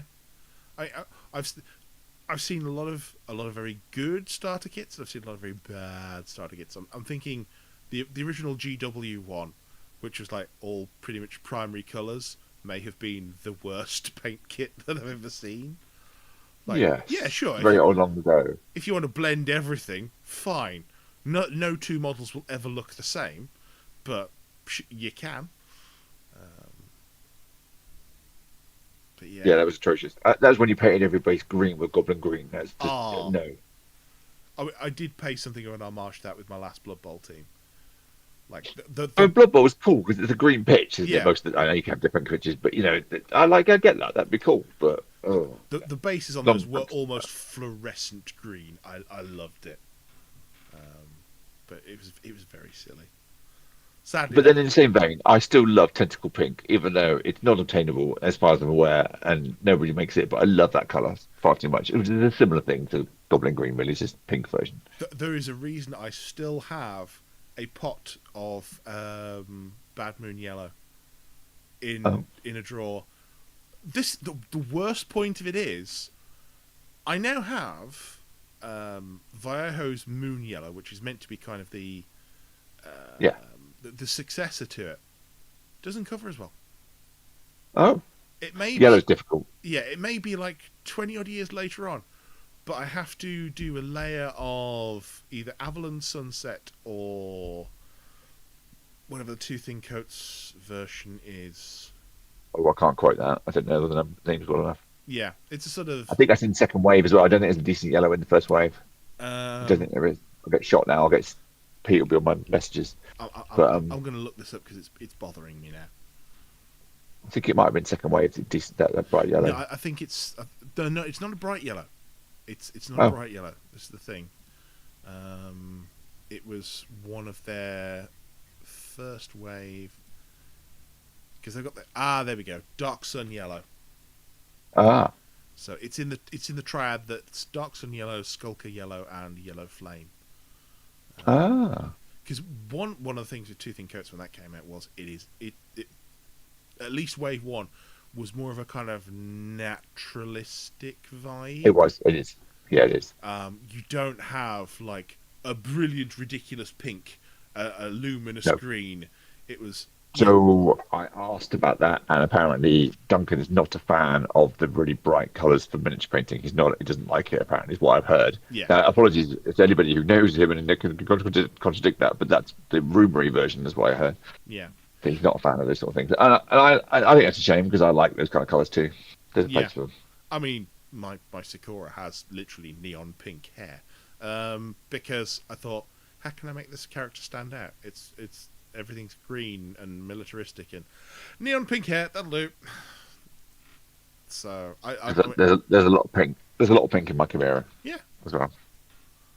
Like just Very bright. having the option, and I will say as well, P3 usually has a lot of very nice like bright blues and yellows that bring the range up. Necrotite green is a proper like just blinding green as well.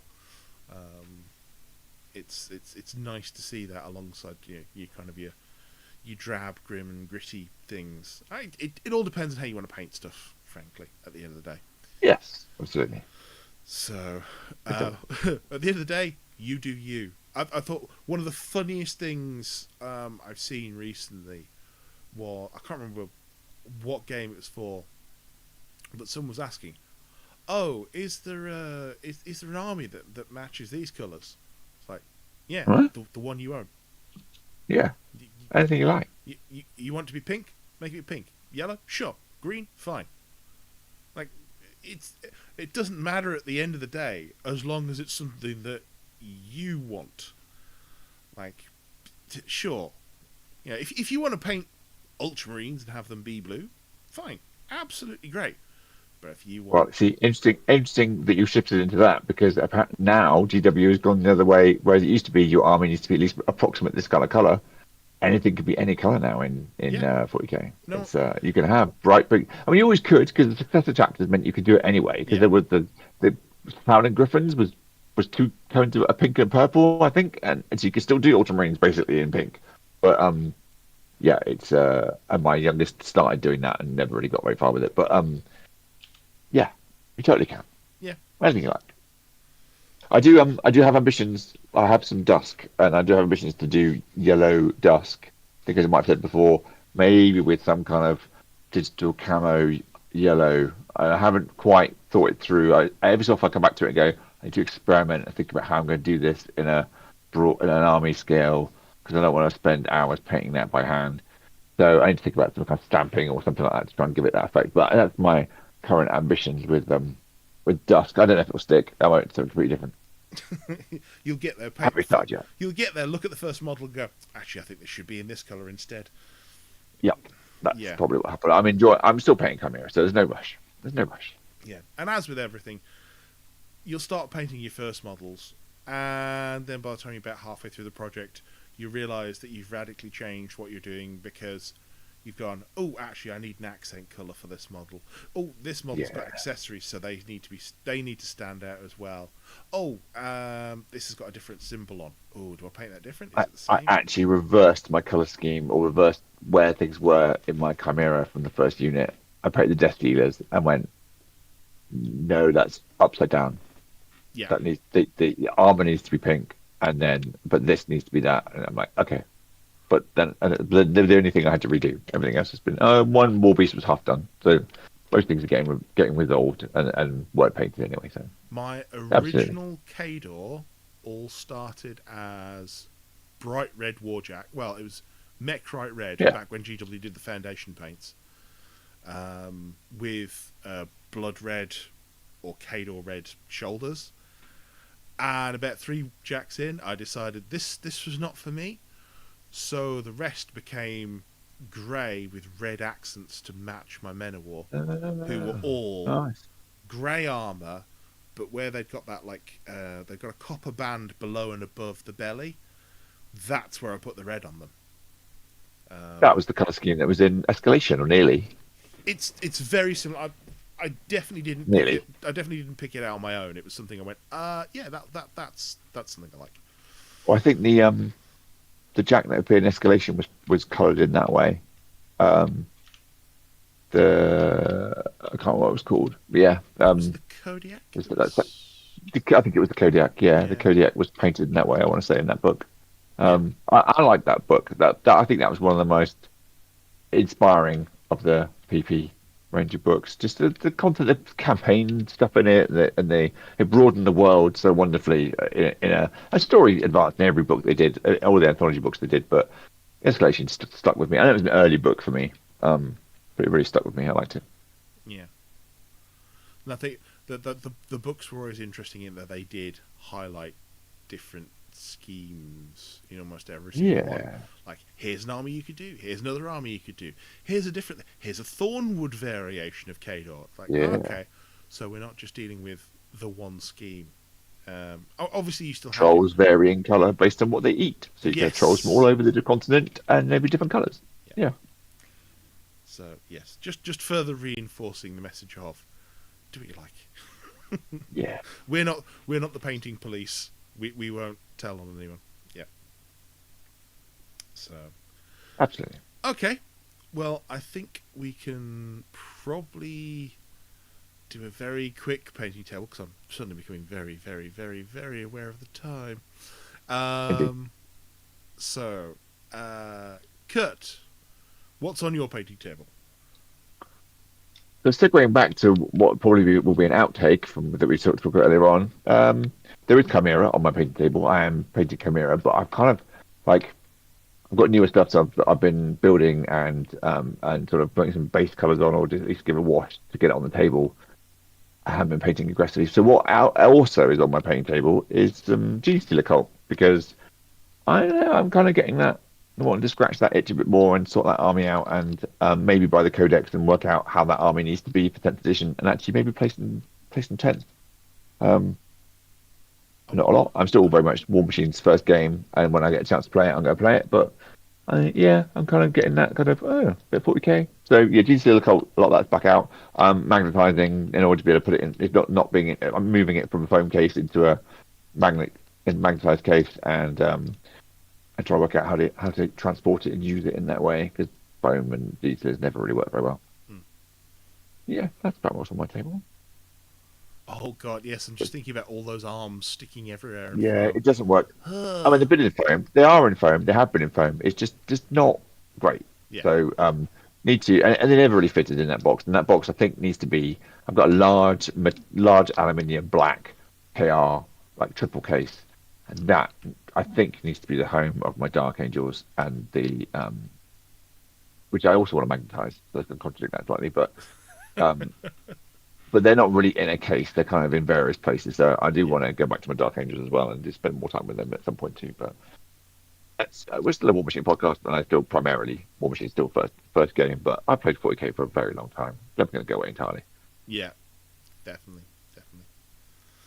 Cool. Well, Nick, I would ask what's on your painting table. I've been on a 2-week holiday in Florida, and I have been watching some TV stuff. So I have done no building, and there is no painting. Mike, what's on your painting table? Well, having finished the Colossal, I've not actually moved on much further from there. There's been a lot of assembling going on. I have a lot Cool. I have a lot more Stormforged than I previously did. Hence why there are now 5 nice new, really useful boxes sat downstairs in the hallway, ready to have the ferrous rubber sheeting put in the bottom, so I can have somewhere to actually put the 2 trays worth of Stormforged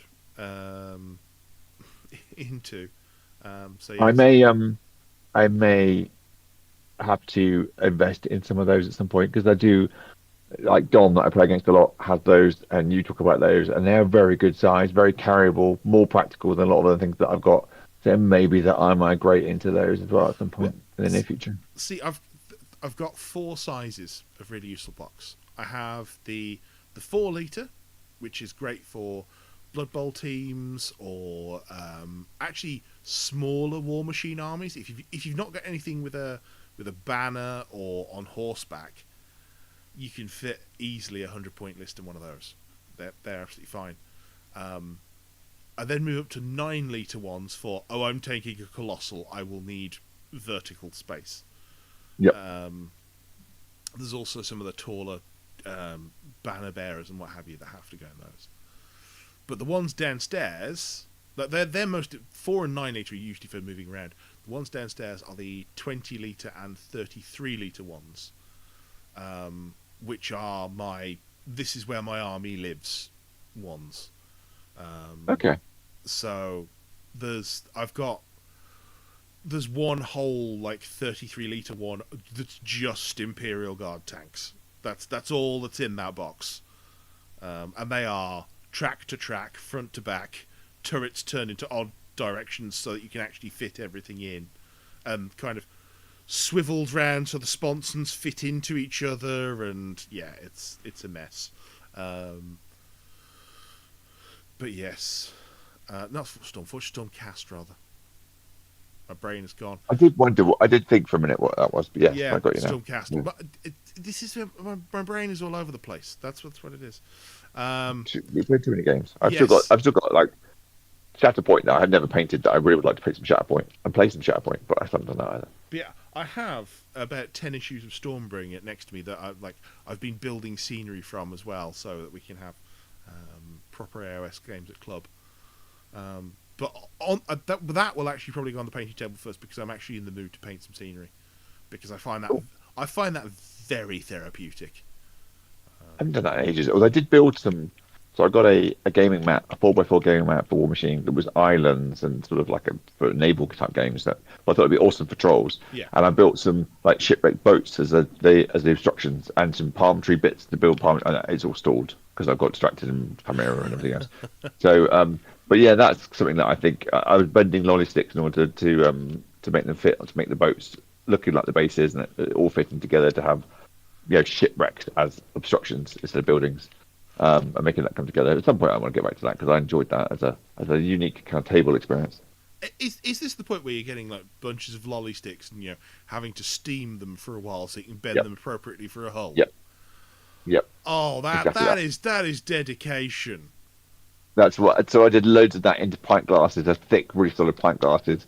Boiled the lolly sticks, and then took them out where they were still pretty hot and put them inside on the interior side of the glasses so they bent round, so that I could then put the boat that I had as my sort of like deployment thing that you saw at the Welsh. Yeah. That those lolly sticks were bent round as well for that effect. Yep.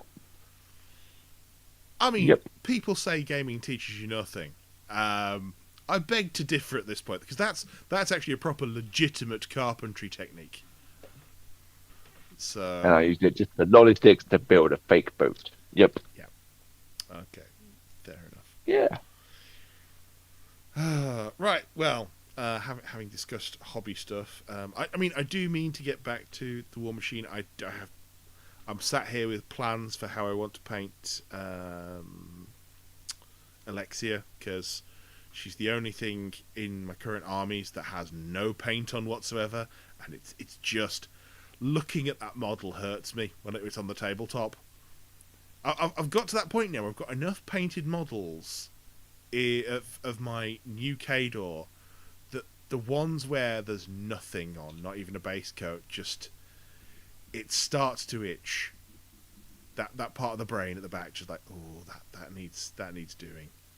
So, I cheat. Do you know what I do? What I've done with my Chimera. Nothing is unpainted. What I've done with the Chimera that's not. I haven't done any real painting on yet. I prime them. I then put. If I prime them white, then great because I want bright colours. But the last lot I couldn't find the white paint, so it went grey and then dry brush with white. And then I put a purple wash over the entire thing. It's like a darkish purple over the entire thing. And that creates a nice kind of tone Yeah. of something I can put on the table that's not bare plastic, isn't painted, doesn't really matter what happens to it, is serviceable, fits in with the rest of the army, and then I can still then come back to it because it's got the detail nicely picked out as well to then pick out the armor bits, pick out what else I want to do with it. So I have cheated a lot with Chimera in that sense because I'm painting it in a much slower fashion than I did the trolls. But yeah, so I do that. I do put a rough wash over to give it that kind of definition, so I can go, oh, yeah, I'll get around to that. but I do. You've at least got something done, which is Yes. which is a good start. So, okay, right. Well, in that case, I think we can sign off now. So, you've been listening to Elite Cadre, the War Machine podcast that doesn't take itself too seriously. I've been Mike. I've been Kurt. And I've been Nick. Say goodbye, Nick. Goodbye. Oh, that joke works better when he's not here. Right, so I need to stop the streaming but keep the recording on now. So this is going to be fun. This will test your technical skill. Well, there's two buttons. They're next to each other. Oh. Oh, that's like people stop sharing their screen on Teams and they leave the call. That's what that is. Yeah, it's got stop streaming as the top one and stop recording as the bottom one. So Right? Yeah, but people still read the buttons. We've all actually. I'll go as far as say we've all done it. We've all gone. I've just stopped sharing my screen. Oh, I've left. Whoops. Yeah, I've done that. Yeah. We've all done that. So anyway, They're too similar. to those who do watch on YouTube, good night, goodbye. There Goodbye. will be more in the edited show, and you'll probably see why.